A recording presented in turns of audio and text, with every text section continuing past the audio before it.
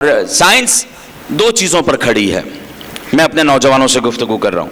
Science दो चीज़ों पर खड़ी हुई है, एक प्रैक्टिकल और एक, बैठे हुए मेरे साथ, थोड़ा सा बोलिए, नौजवान बोले मेरे साथ, एक प्रैक्टिकल और एक, शाबाश, एक प्रैक्टिकल और एक थ्योरी।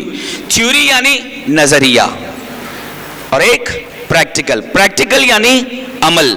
अब होता यह है साइंस में कि पहले नजरिया दे दिया जाता है, उसके बाद उसे प्रैक्टिकल करके समझाया जाता है, उस पर अमल किया जाता है।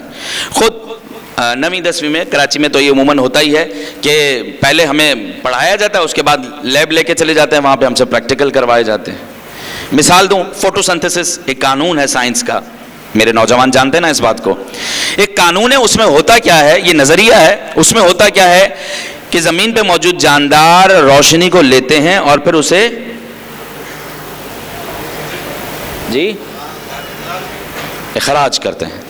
मैं नौजवानों से बात कर रहा हूं, मेरे बुजुर्ग जानते हैं इन बातों को। जानदार रोशनी को लेकर फिर उसे खारिज करते हैं, फिर उस रोशनी को जखीरा किया जाता है। ये एक नजरिया था, फिर साइंस ने तरक्की की, उसके बाद ये जब नजरिया समझ में आ गया तो प्रैक्टिकल होने लगे।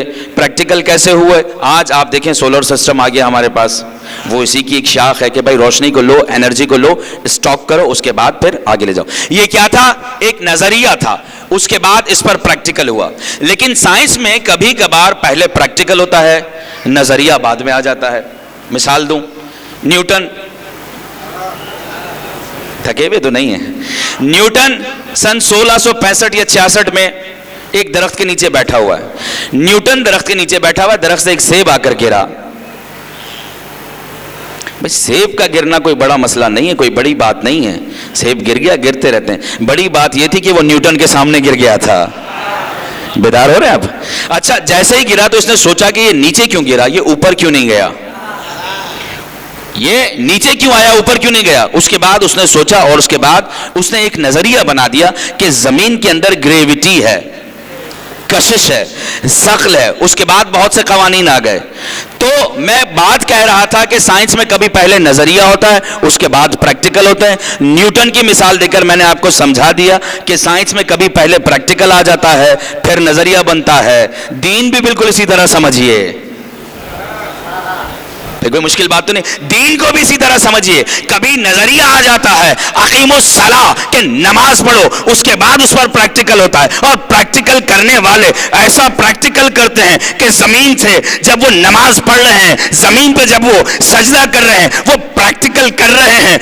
उसकी छुरी का ऐसा करते हैं कि पैर में से तीर निकाल दिया जाए,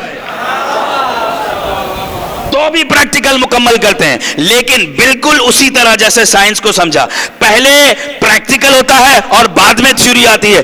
कैसे? नमाज पढ़ने वाला नमाज पढ़ रहा होता है, एक दफा किसी साहिल को अंगूठी उतार के दे देता है, ये नजरिया कायम हुई, ये प्रैक्टिकल हुआ। ऊपर से थ्योरी आई कि तुम्हारा वली सिर्फ अल्लाह है, उसका रसूल है, और वो लोग हैं कि जो नमाज कायम करें, हालत रुकू में ज़कात दें। तो पता चला अल्लाह के यहां थ्योरी भी है, प्रैक्टिकल भी है। अल्लाह की थ्योरी को पढ़ना चाहो तो कुरान पढ़ना, और कुरान का प्रैक्टिकल पढ़ना चाहो